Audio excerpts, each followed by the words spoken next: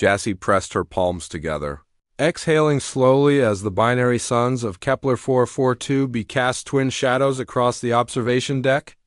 The morning ritual had become her anchored 20 minutes of basic yoga, unchanged since her training on Earth.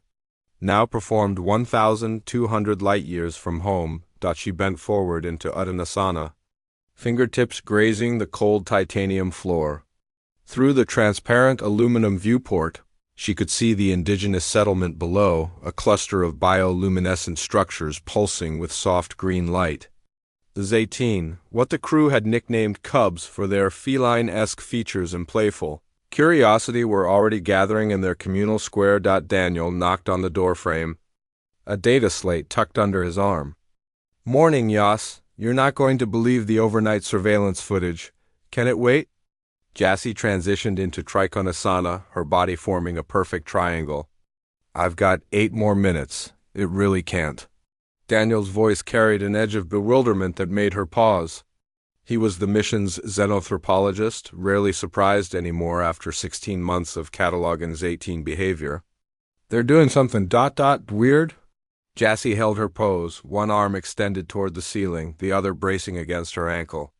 Below, approximately 40 juvenile Zaytine had arranged themselves in precise rows. Their silvery fur caught the morning light as they moved in synchronized patterns. "They're mimicking you," Daniel said, pulling up a holographic comparison. On one side, footage of Jassy's yoga routine from 3 weeks prior. On the other, the cub's current movements. Started about 11 days ago. "We thought it was just play behavior, you know how they copy everything. But look at the progression."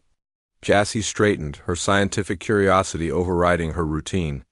The hologram showed the Zaytine movements diverging from her original poses.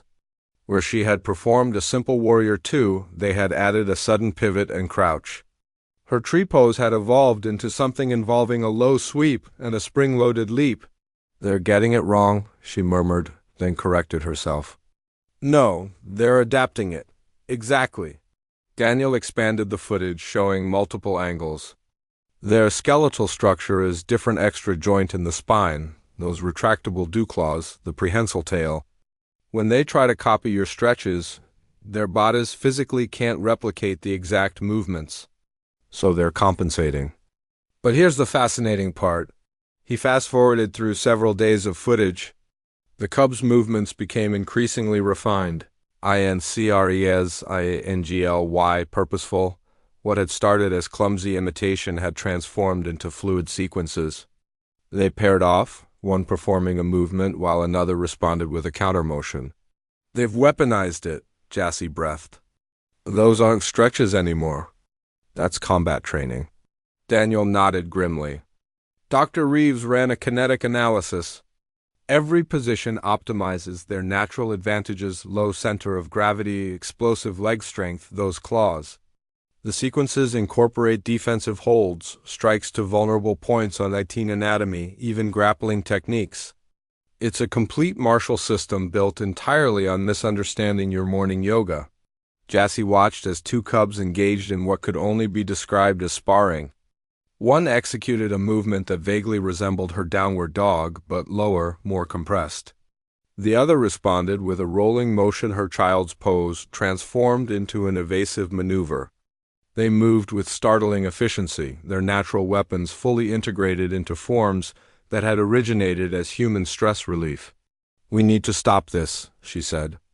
"The non-interference protocols are already compromised." Daniel's expression was grave. "The question is, do we extract and hope they forget, or do we study what we've accidentally created?" Before Jassy could respond, the proximity alert chimed. On the viewport, a single Zaytine approached the station's perimeter, not a juvenile, but an elder identified by the silver striping along its spine. It carried a carved wooden staff and moved with deliberate purpose. The translation matrix crackled to life. "Human who stretches to sun," the elder's voice filtered through the speakers, the AI rendering clicks and subsonic rumbles into English. "We request audience. The young ones call their new art Yastay, the way of flowing strength. We wish to understand its origins and purpose." Daniel shot Jassy a look that said, "I told you this would get complicated." She moved to the communication panel, her mind racing through protocols, prime directive analogs, and the simple fact that she'd accidentally started a cultural revolution by trying to touch her toes. Elder, she began carefully, I must explain that what you observed was not a fighting art. It was meditation, a practice for inner peace. The Elder's ear tufts flicked a gesture. The team had learned indicated thoughtful consideration. Peace and strength are not separate, human Jassy. The cubs discovered this truth through their imperfect copying. They move as you move, but as we must move. They have found balance between our nature and your teaching. Over the following weeks, Jassy watched the martial art evolve. She provided historical context, explained yoga's origins in ancient Earth India, its philosophical foundations, its purpose as a nonviolent practice. The Zaytine listened with deep respect, then continued refining Jaste as a combat discipline, but something remarkable happened. The cubs who trained in Yaste showed reduced aggression in other contexts. The meditative breathing Jassy had mentioned even copied incorrectly seemed to temper the Zaytine's naturally volatile adolescence. Disputes that might have escalated to violence were settled through formal Yaste challenges. Ritualized and controlled, Daniel compiled his reports with academic fascination. They've created something entirely new, he told Jassy as they watched an evening training session. Neither yoga nor traditional Zaytine combat. It's a third thing, a hybrid that couldn't exist without cultural collision. Jassy performed her savasana, the corpse pose, as the sun set. Below, 40 cubs mirrored her in their own way, flat on their backs, but with legs bent, tails curled. Ready to spring upward into their interpretation of her next movement, she had come to Kepler 442b to observe, to catalog, to understand. Instead, she'd been observed, catalogued, and perhaps understood in ways she'd never intended.